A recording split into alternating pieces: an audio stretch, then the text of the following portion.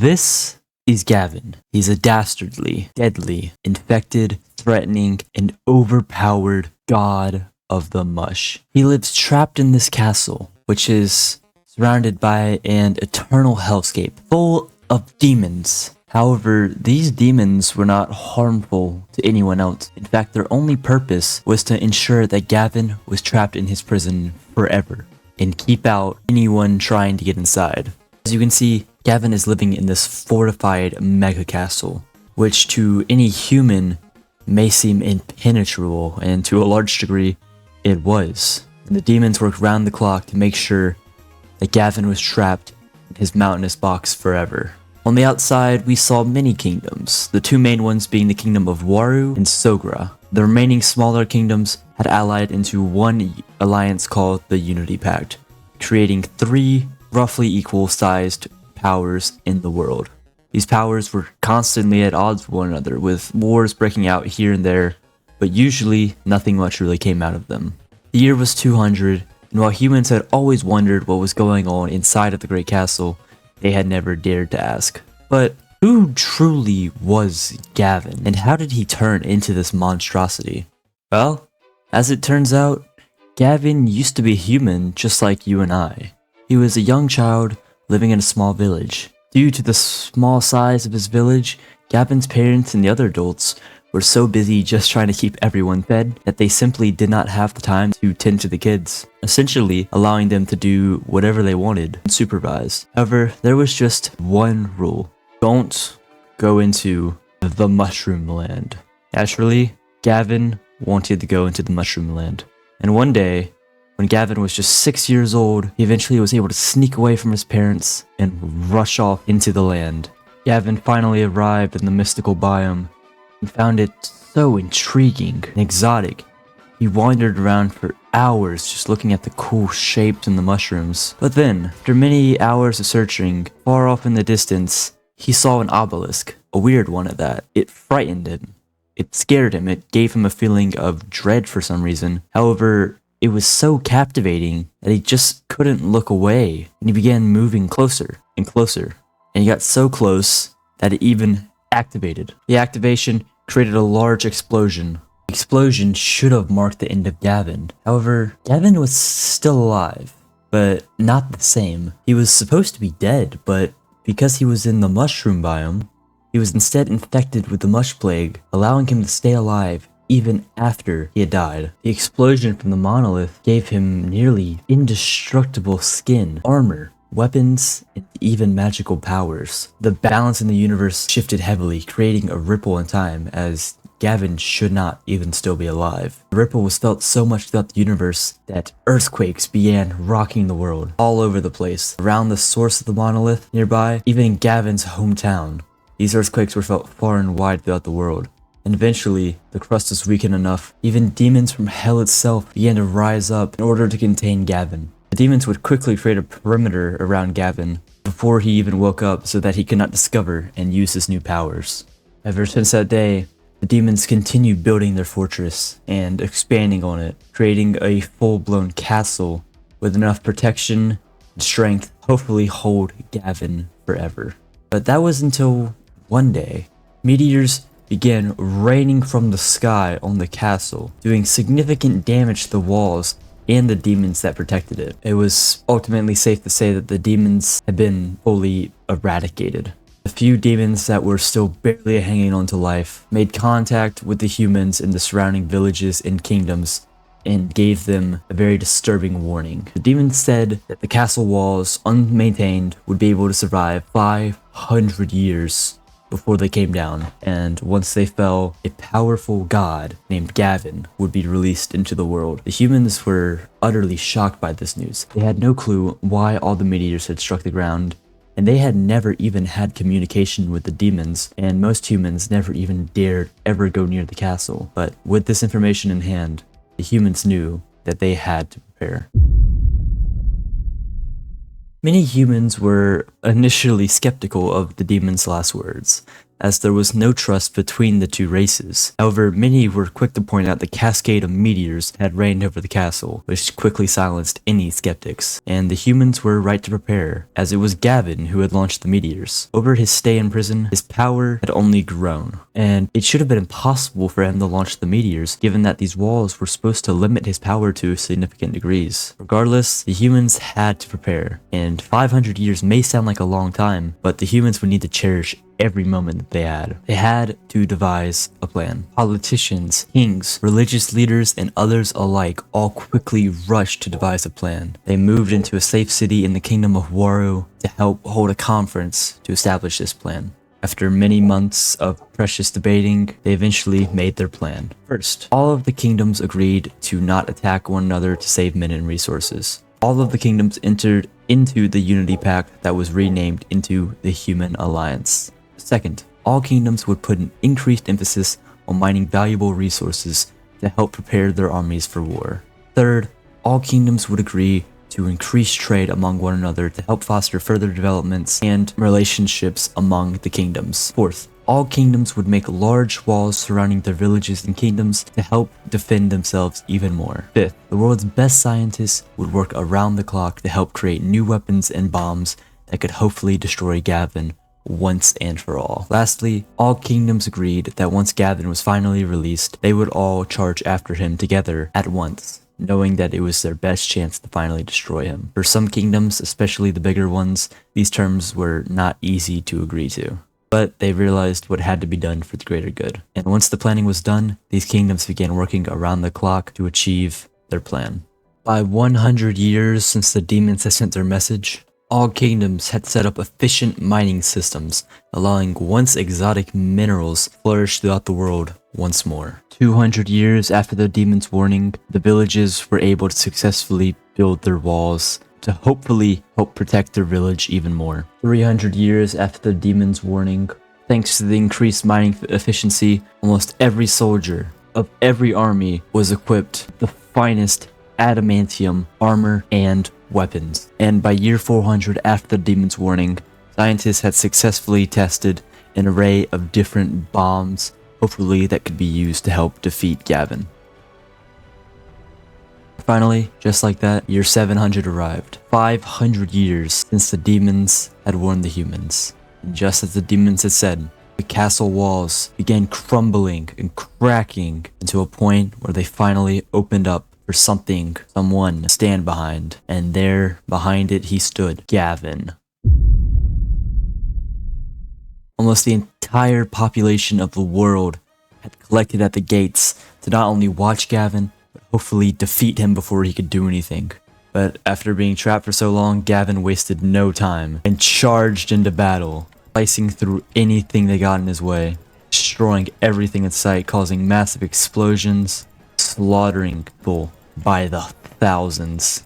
There were so many people, it was hard for Gavin to focus on them all, but he would have been able to light so many on fire, cause so much destruction, and at this point, his health hadn't gone down much at all. World population on the bottom right began plummeting, thousands at a time. But despite these losses, somehow, the Alliance's morale remained high, because Gavin was losing health. Maybe slowly, but he was being defeated. What the humans had not known initially from the demons, however, was that Gavin was a mush, meaning that anyone he touched and slayed would also become a mush upon their death. And even worse, when someone becomes a mush, they will still hold and wield and use the weapons and armor that they had beforehand. And we can see at this point, Gavin's influence and his spores had already spread to around half of the entire world's population. The humans continued to rush, but as you can see here in the bottom right, the number of mobs in the world began climbing, meaning that more and more mush were growing. And we can't forget that these mush were powerful. Even just a simple mush like this mush right here named Yesapero at 2,000 health. The mush exponentially grew, destroying the human population and overtaking the human alliance. Despite many humans still being in the battlefield, the humans only saw one last chance that they could do. They had to use their new weapons. They didn't want to use it on their fellow brothers, but they realized now that they didn't have much of a chance. Without hesitation, they launched most of their nuclear arsenal onto the mush, hoping it would destroy Gavin once and for all. And while it was extremely effective at taking down Gavin's army, people looked at the rubble, searching for him and not seeing him, until they looked up north, and there Gavin was standing, almost entirely unharmed. Within literal hours, the human plan that they had spent 500 years on had been ruined. It had been foiled. It had failed. Human morale plummeted. Soldiers deserted.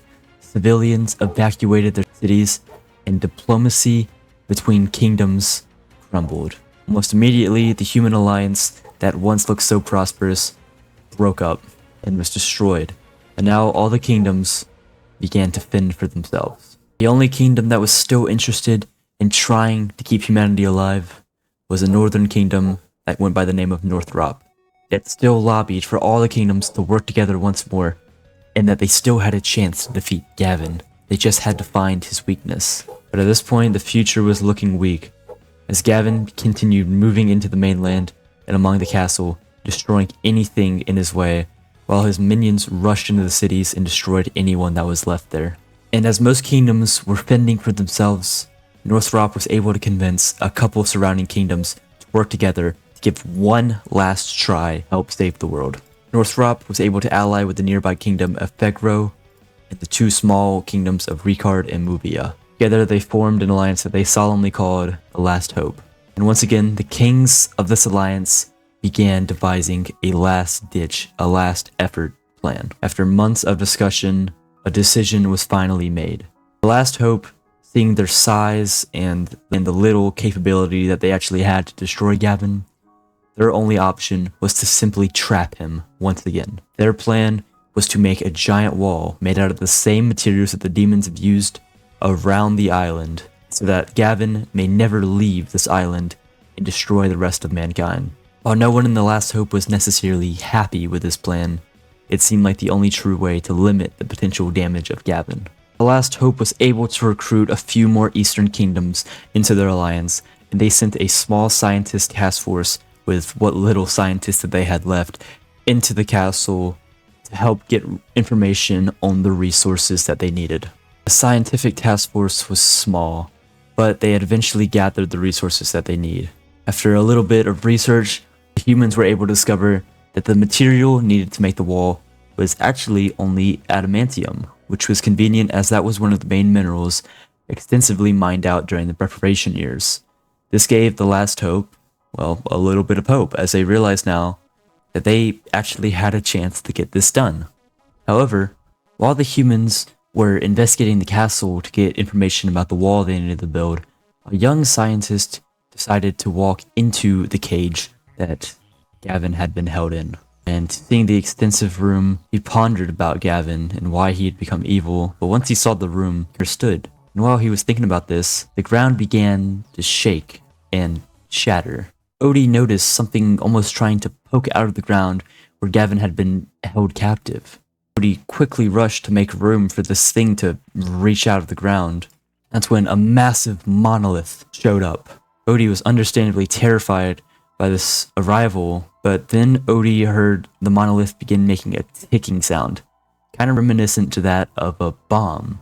But strangely, instead of running from it, Odie was compelled to instead touch the monolith, making him feel an extremely weird sensation, making him shiver and quake, before he eventually passed out on the ground.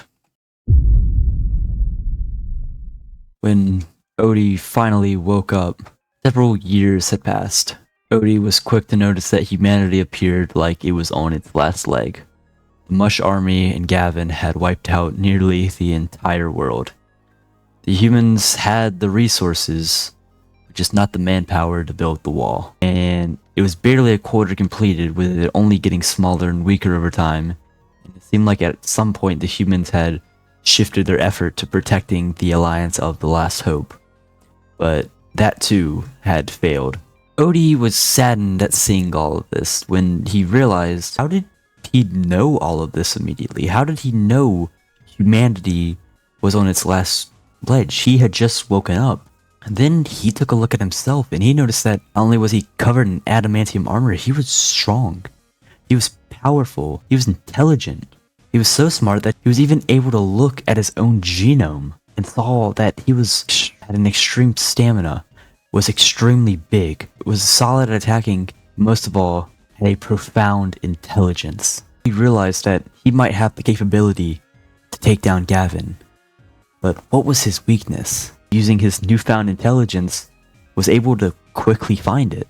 And it was very simple. It was simply wood. Odie was shocked at this revelation, and he was even more appalled at the fact that if Gavin's weakness was truly wood, then why had nobody been able to kill him? But then Odie thought that the world had gained so many valuable resources that they had simply stopped using wood tools and weapons, making them very scarce to even find. Odie knew what he must do. Odie quickly ran into the forest and grabbed the biggest tree that he could find. From the tree, Odie grabbed the biggest branch that he could get his hands on. With this branch in hand, he began making quick work of Gavin's mush army. And once he had done so, he began making his way over to Gavin to finally have their fight. Once Odie confronted Gavin, the two's fight would be legendary. Gavin quickly charged in the battle and used his speed and experience to try and take down Odie. And while Odie was powerful, even more powerful than Gavin, some may say, he was inexperienced in combat as he was originally a scientist. Gavin was so fast that Odie couldn't even get a hit in on him until eventually Gavin got a hit in so big that he was able to knock Odie's stick out of his hand. Still, the fight continued. For years even, Odie and Gavin began going at it. The two were so powerful that little damage in progress was being made. The thing about Odie that made him different from Gavin is that he was very smart, and he could quickly adapt to Gavin's moves. Odie learned Gavin's tricks, and then shortly after, Odie began getting the upper hand. Once Odie gained the upper hand, he was able to knock down and get away from Gavin, allowing him to once again grab his stick. And while Gavin continued to fight hard, eventually, with one final blow, he was able to stab Gavin with the stick, making him scream in agony as he was instantaneously slain. The death of Gavin not only gave all humans in the world potential hope, but without a host to control it, the death of Gavin also resulted in the death of any remaining Mush Army soldiers too, as a ray of divine light began sweeping over the world, taking them out. Once Odie had finally returned home, the last remaining village of just a few people left, he was disappointed, still happy, knowing that humanity, although very weakened, had somehow still survived. And once Odie got into the last village, he was hailed as a hero. Some even called him a prophet or a god. And of course, Odie was happy that he had won the day, but he knew that his newfound power would eventually corrupt him, as it does for all gods and entities. And with that, Odie began to leave the village, telling the village members what he must do. Once Odie got far enough away, he took the stick in his hand, knowing that it was also his weakness, and stabbed himself in the chest, killing him instantly, but finally bringing total peace upon the entire world.